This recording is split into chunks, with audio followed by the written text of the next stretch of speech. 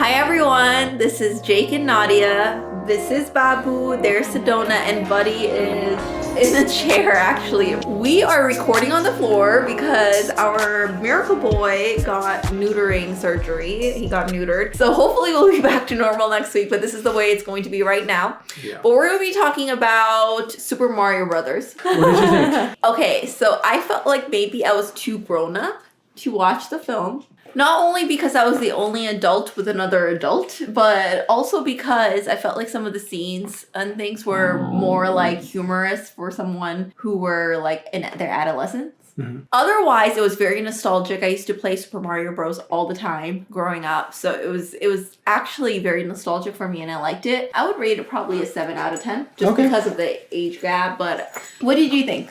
Well, it was pretty good. I was actually pretty impressed with it. It felt mostly like just a bunch of really fun action set pieces. It felt like there was a boardroom that came together that was like, okay, we need to have this amount of stuff in it. I like Mario. I don't know who doesn't. The only problem was story was so thin and predictable. It was just like, I will say I was entertained. Like 90 minutes it went by, but it also felt a bit like too long. Like TikTok pace, just like let's go, you know? Yeah. Issues, just like the relationships were a little thin. I really thought that Mario and Peach's friendship could have been highlighted and been more effective, you know, especially after coming off like watching Puss in Boots: The Last Wish and seeing like that was funnier and more entertaining and more emotional. I just feel like this movie was sort of inoffensive, you know? It was really easily forgettable. It felt, the really entertaining stuff was like watching it when it tried to be like a video game, when it like went sideways and like just all the references and Easter eggs. Like people talk about this movie like, oh, the best parts were just like the Easter eggs. And it's like, if you have to say that about a movie, it doesn't say much about it. Like this felt like something that would be fun to watch on like a Saturday afternoon, just like eating chips. Yeah. You know, just like totally weightless and carefree and... Or you could be distracted. You can look at your phone a little bit. Like, you don't have to, like, 100% pay attention, I think. Yeah, it really wasn't funny or clever, but it was fun. Like, I don't know. It's weird to describe how I enjoyed it, because I did enjoy it.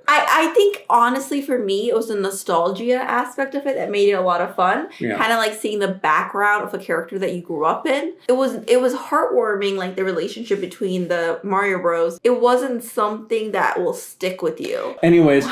What would you rate it? 5. It was right down the middle, like... Did you feel like it was too long or too, like... No, I thought that it just needed some more. I honestly think it could have been longer. I think if they put the more time into just, like, letting character beats hit, into developing Mario and Luigi's relationship and Mario and Peach's relationship, everything was just too Minions. I know it's Illumination Studio, you know, so... But, it just kind of had that frenetic pace. And, look, it kept all the kids entertained, and I didn't hate it, and I really got hyped up when the score would come in, and I thought there were too many like music moments, like familiar music songs. Like they were always playing like 80s hits, and I'm like what does this have to do with Mario? Well, I think it comes to the time that it kind of Mario came to be. I guess, but I like this. I like when the score would come in, and you know, I wish they did more of that. Okay, so what I didn't like, I actually felt like the beginning was too long. But I also feel like the characters were not enough developed. I felt like the beginning, there was parts of it that it wasn't just like you could shorten it a lot. And it didn't really have to do anything with the middle of the film until the very, very end. And I feel like you could still have a shorter beginning, lengthen out the characters in the middle. You know, the classic characters, Peach, Toad. Toad was so annoying. And then still be able to keep the same length, but have a little bit more of an in-depth visual of not just Mario and Luigi himself, but also the other characters, because it's more of an ensemble at a certain point. I thought they had too many like certain repetitive boosters. I didn't really like that as much because it ended up getting repetitive. I did feel like the movie was too long at a certain point, even though it's only an hour and a half, because again, I felt like certain jokes, references were made outside of my age group, but I could totally see how it would be perfect for like someone who's in their adolescence. Yeah, if this was like, if you're seeing this obviously as a kid and you haven't seen a bunch of already great animated movies, like we know what this movie's pulling from. We know the beats. We know to me it just felt too quippy. It was too just like the entertaining stuff was there, but it just was overloaded with a lot of really generic stuff. I did feel like the beginning of the film reminded me of Toy Story 1. Mm-hmm. It had that very like similar. I love the beginning. I love the stuff with the dog. And their plumbing. I loved all of that. But, it's funny, actually. The story structure reminded me a lot of Quantumania. Oh, yeah. They get sucked into another world. Yeah, and have to, there's like a battle. It's talking about Ant-Man. Yeah. Yeah. Didn't it? It's kind of similar thing. Like this was better than Ant-Man. Yeah. I will say that. I don't. This was much more fun. Yes. I don't know. You gave Ant-Man a pretty high rating. You gave that I disagree with you about Ant-Man. Okay. I also, like I said, I'm pretty nostalgic about Mario, so I'll stay neutral in that opinion. But obviously, with my rating, I rate Ant-Man way higher than I rate this. Can we go to spoilers? Yes. Spoilers. Spoilers. 3, 2, 1. I really like that Peach didn't need saving, and because in the traditional Mario game, Peach is like always a damsel in distress, and Mario's like, Mario! And then kind of goes... Well, they must have had a meeting where they're like, we have a Peach problem. She can't be a damsel in distress. Let's give her some agency. Well, because Mario, traditionally, it's two-way because you could be Peach in a lot of games, and she can be your character and she can win. But the traditional story is that Peach is in trouble. We need to, Bowser has taken her captive. You say Browser? Bowser.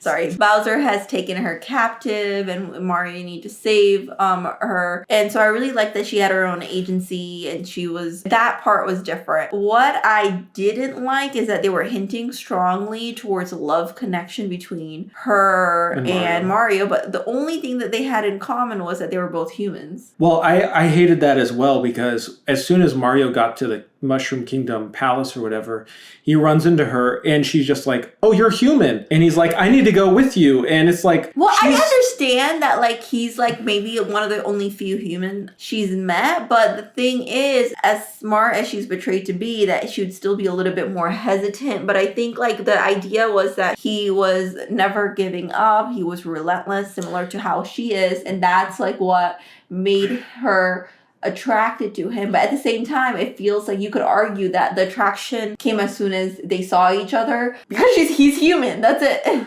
Well, and here's the problem is that as soon as Mario sees her, this is when the movie first lost me because Mario sees her and then he's like, let me go with you. I can help. And then she puts him through a rigorous training course that lasts all day and night. Mm-hmm. And in my impression, it was like she needed to go immediately to go talk to King Kong people, or Donkey Kong people. Yeah, the urgency is lost. And the urgency. And then she's just there training with him. And I'm like, okay, so this random human just shows up and you're spending all this time training him. He has zero skills. It just felt very silly. And that was the first time in the movie when I was like, okay, they probably set this up and storyboarded this whole sequence before the story came together. We need a cool training sequence where Mario learns how to deal with Mario related stuff. Hey, it was a fun sequence. I actually really enjoyed watching him and the nostalgia of seeing him play. It was like playing the video game, you know, but with higher resolution, and so that was fun, but